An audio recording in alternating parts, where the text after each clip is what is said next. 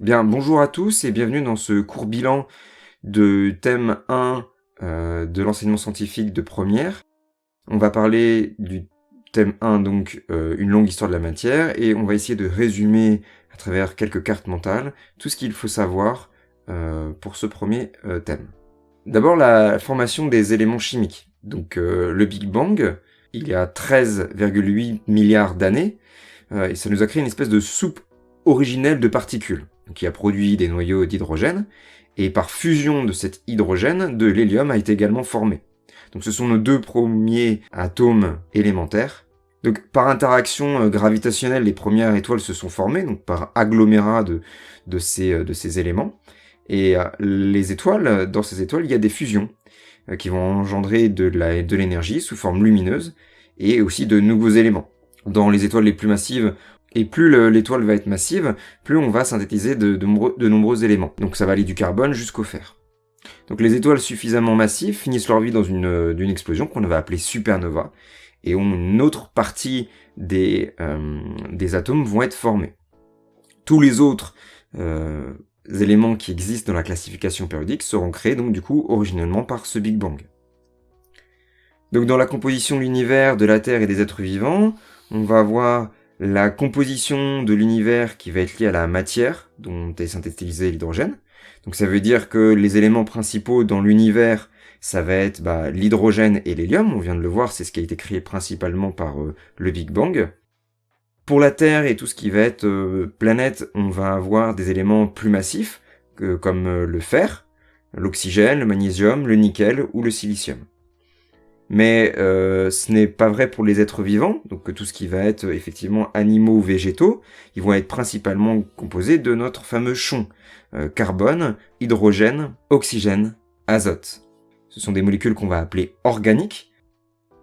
Maintenant qu'on connaît la formation et la composition de l'univers, on va essayer de voir comment ça marche la désintégration radioactive. Alors on a certains noyaux qui vont être instables et qui vont se désintégrer spontanément à un instant qui est aléatoire.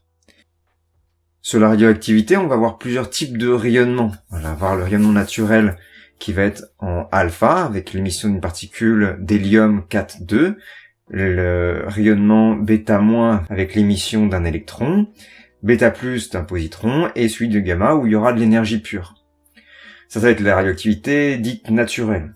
L'autre qui va être dite artificielle, donc ça va être une radioactivité soit de type fission, on va avoir des éléments lourds plus un neutron qui vont donner des éléments plus légers, soit de type fusion qui va être de type deux ou trois éléments plus légers qui vont donner un élément beaucoup plus lourd.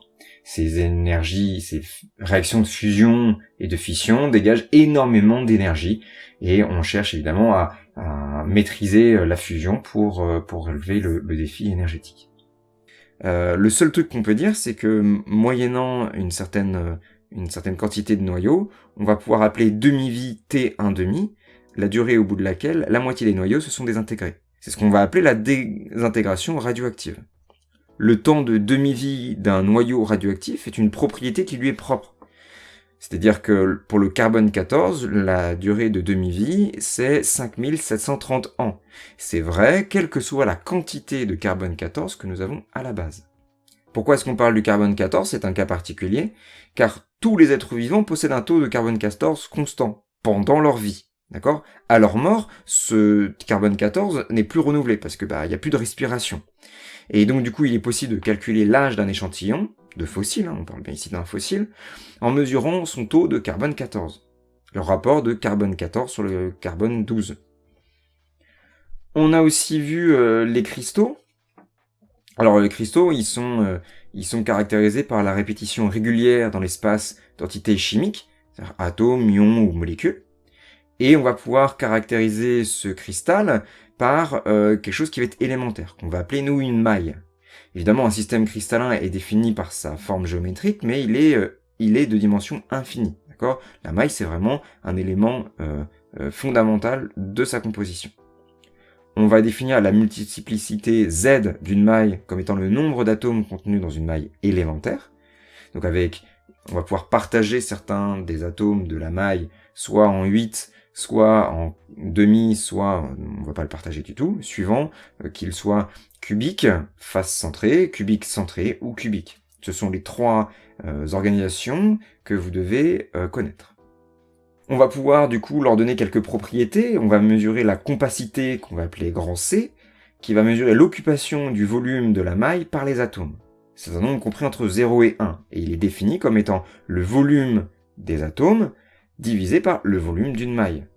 Nous, en premier, on va se contenter d'une maille cubique, c'est-à-dire que le volume d'une maille, ce sera toujours l'arête petit a au cube.